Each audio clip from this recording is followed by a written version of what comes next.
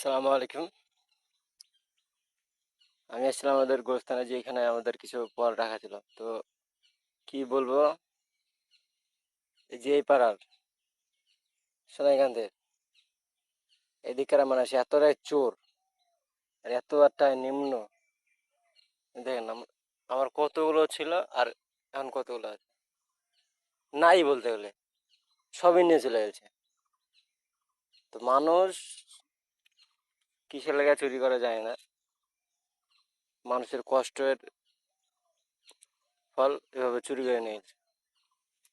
ভিজা অবস্থাতে ছিল, রোদে 2 দিন 3 দিন শুকাইয়া শুকাইয়া শুকাইয়া এখানে রেখে গেছিলাম।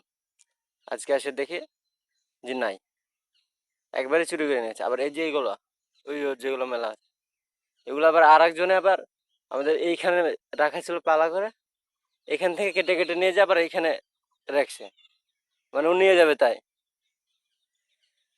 তাহলে মানুষ কি দেখেন, মানে একটু সুযোগ পাইলেই কিভাবে নেওয়া যায় সেই ধান্দায় থাকে।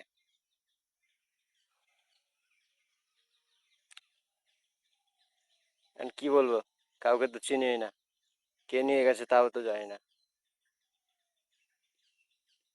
তো ঠিক আছে, কিছু তো করার নাই। ভালো থাকবেন আপনারা।